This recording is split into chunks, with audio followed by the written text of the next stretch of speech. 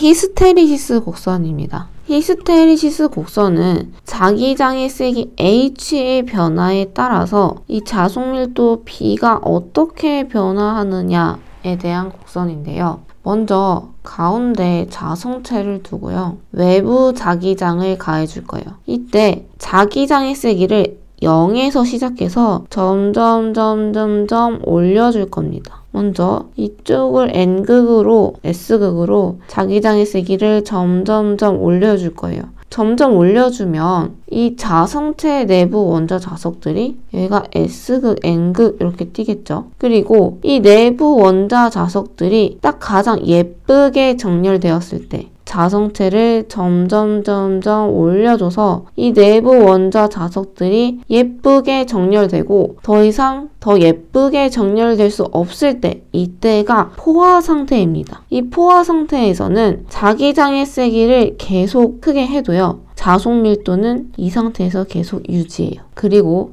이 포화 상태를 기점으로 이 자기장의 세기를 다시 줄여줄 겁니다. 점점 0으로 줄여줄 거예요. 그러면 이때 외부 자기장의 세기가 0이 되겠죠. 이때 0이 되면 이 자성체 안에 내부 원자 자석들이 흐트러지는데 0이 되어도 자석의 효과가 조금은 남아있겠죠. 이때의 자속 밀도를 잔류자기라고 합니다. 그리고 이때를 기점으로 반대로 아까는 이쪽에 N극이었는데 여기가 S극, 여기가 N극 이렇게 가해줄 거예요. 반대 방향이니까.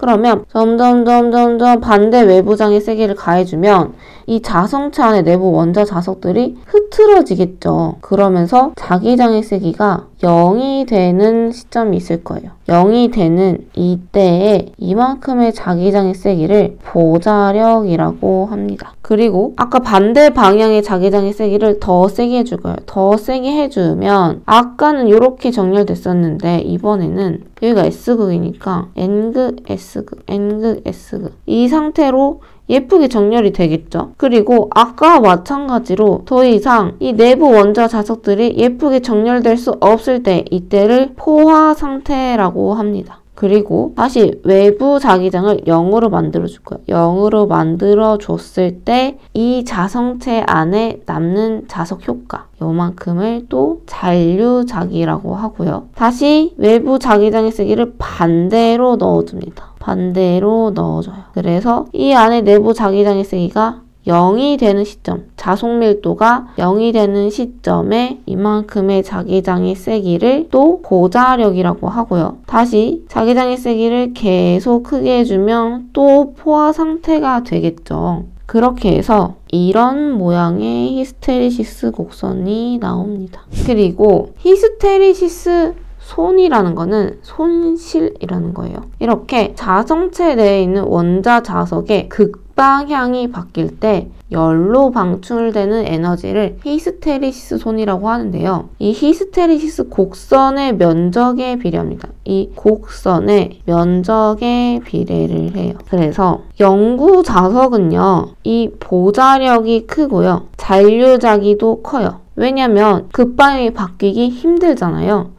그래서 보자력도 굉장히 크고요. 잔류자기도 큰데 전자속력 자석들은요. 극방이 바뀌는 게 쉽기 때문에 보자력이 작고요. 잔류자기는 큽니다. 그리고 우리 아까 보자력하고 잔류자기 했었죠. 보자력은 가로축, 횡축과 만나게 되고요. 요 가로축, 횡축과 만나는 이 지점을 보자력이라고 하고요. 잔류자기는 자기장의 세기 H를 0으로 감소시켰을 때 자기장의 세기 H가 0이라면 이 Y축이겠죠? 자기장의 세기 H가 0일 때의 자속 밀도. 그러면 요만큼을 잔류자기라고 했었어요. 밑에 문제를 한번 살펴보면요. 자기 히스테리시스 곡선의 횡축과 종축을 각각 무엇을 나타내네요. 횡축은 X축, 가로축이고요. 종축은 Y축, 세로축입니다. 우리 가로축은 뭐였죠? 자기장의 세기였고요. 세로축은 자속밀도였어요.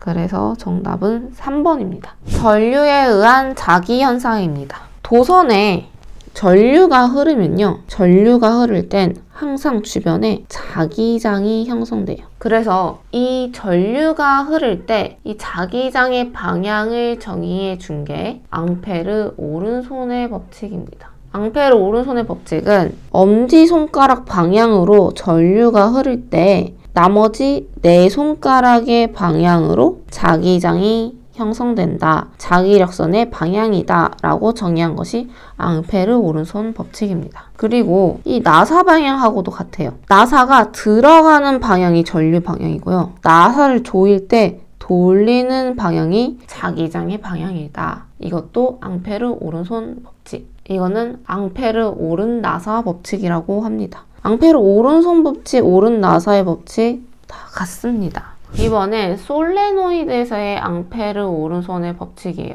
아까 직선 도선과 같은 원리인데요. 이번에는 이 전류 방향이 네 손가락의 방향일 때 자기장은 엄지손가락의 방향으로 형성된다 라고 하는 게 솔레노이드에서의 앙페르 오른손 법칙인데요. 왜 이렇게 되냐면 여기서 전류가 이렇게 흐르면 아까 앙페르 오른손 법칙에서 자기장은 이렇게 형성된다고 했어요. 또 여기 전류가 이렇게 흐르면 자기장은 이렇게 솔레노이드 안쪽으로도 형성되겠죠? 그래서 하나하나 전류의 방향과 자기장의 방향을 따져보면요. 전류가 이렇게 흐르는데 자기장의 방향은 솔레노이드 안쪽으로 형성돼요. 그래서 정의를 하나 더 하게 됩니다. 손가락 4개의 방향으로 전류가 흐를 때 엄지손가락의 방향으로 자기장이 형성된다 라고 정의한 법칙입니다. 암페어 주의 적분 법칙은요.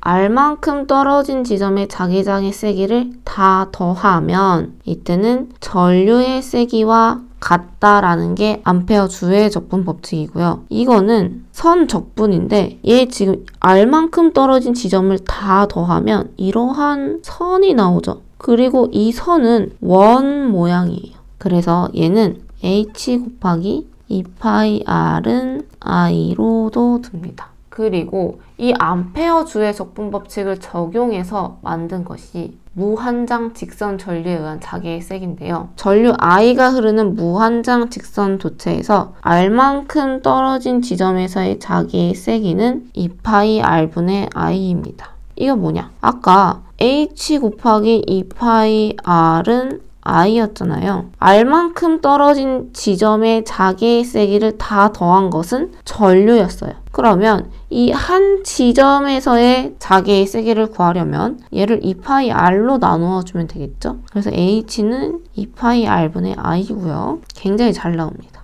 다음은 환상 솔레노이드에 의한 자기의 세기인데요. 이 환상 솔레노이드라는 것은 이렇게 도넛형 철심에 감겨있는 코일을 말합니다. 그리고 이렇게 도넛형 철심에 감겨있는 코일에 전류를 흘려줬을 때 여기에 흐르는 이 자개의 세기는 2파이 R분의 NI입니다. 이때 N은요, 솔레노이드 감긴 횟수를 말하고요. 요 I는 흘려준 전류의 세기, 2파이 R은 이 솔레노이드의 원의 둘레를 얘기합니다. 다음 무한장 솔레노이드 내부의 자기의 세기인데요. 솔레노이드인데 무한장이에요. 굉장히 긴 솔레노이드인 거예요. 이때 전류 I를 흘렸을 때 발생하는 자기의 세기는요. L분의 NI입니다. 무한장이니까 단위 길이당 N, 가문 횟수 곱하기 I예요.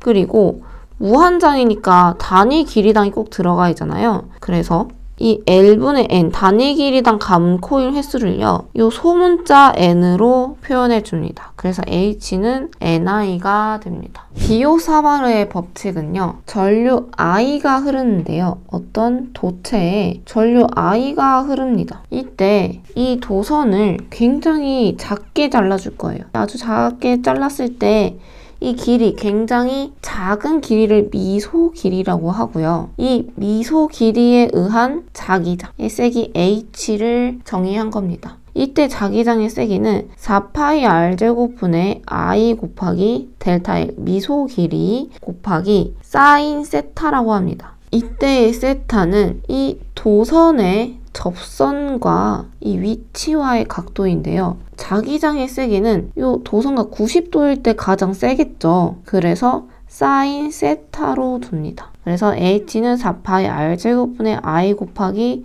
델타의 사인 세타입니다. 원형 코일 중심에서의 자기장의 세기인데요. 아까는 계속 직선 전류에 의한 자기장의 세기를 구했었어요. 근데 이번엔 원형 코일 중심에서의 자기장의 세기를 구할 거예요. 코일이 이런 원형 모양일 때 이 중심에서의 자기장의 세기가 어떻게 되는데 인데요. 이건 우리 아까 비오사마르 법칙 살펴봤었죠. 비오사마르 법칙 H는요. 4파이 R 제곱 I 델타 L 사인 세타입니다. 이 델타라는 건 미소 길이에 의한 미소 자기장이기 때문에요. 여기서 둘 다 이렇게 지워줄게요. 그렇게 되면 H는 4파이 R 제곱 I 곱하기 L 사인 세타죠. 그럼 이때 이 도선의 길이는 원의 둘레에서 2파이 R로 두면 되겠죠. 얘를 2파이 R로 두면은 H는 얘랑 없어지고 2파이 없어지면 2 남겠죠? 그래서 2R분의 I 그리고 여기서의 자기장의 세기와 도선의 각도 얘는 90도죠. 사인 90도는 다 사인 90도니까 사인 90도는 1이었어요. 그래서 2R분의 I가 남는데 이 N은 뭐냐면 이 도선을 몇 번 감았는데에 대한 N입니다. 그래서 몇 번 감았는지 모르니까 N회라고 했어요. 그래서 2R분의 NI라는 식이 나오게 됩니다. 개념 잡기 문제 한번 풀어볼게요. 반지름 3cm, 권수 200회, 6A의 전류가 흐르는 원형 코일에서 원형 중심의 자장의 세기는 몇 암페어 턴 퍼 미터입니다. 자장의 세기는 자기장의 세기와 같죠? 자기장, 자계, 자장 다 같은 말입니다. 그리고 반지름이 3cm래요. 우리 길이는 항상 미터로 맞춰줘야 하거든요. 그럼 3cm는 미터로 변환하면 어떻게 돼요? 1미터가 100cm니까요. 1cm는 100분의 1미터겠죠? 그러면 여기에 100분의 1을 곱해주면 미터가 나오겠죠. 그러면 100분의 3미터가 되고 얘는 0.03미터가 됩니다. 조금 더 쉽게 접근하면 센티미터는 미터로 바꿀 때 이 센치가 10의 마이너스 2승이에요. 그래서 미터로 바꾸게 되면 그냥 1 곱하기 10의 마이너스 2승으로 바꾸고 미터 이렇게 두면 됩니다. 그러면 미리 같은 경우에는 미리는 10의 마이너스 3승이에요. 그래서 미터로 바꾸게 되면 1 곱하기 10의 마이너스 3승을 곱해주면 미터로 변환이 됩니다. 반지름 얘는 0.03m였으니까 0.03m고 H는 2R분의 NI라는 식을 써야겠죠. 그래서 2 곱하기 반지름 0.03 그리고 권수는 200회니까 200 넣고요. 6A 그래서 계산하면 2만 암페어 턴 퍼 미터가 나옵니다.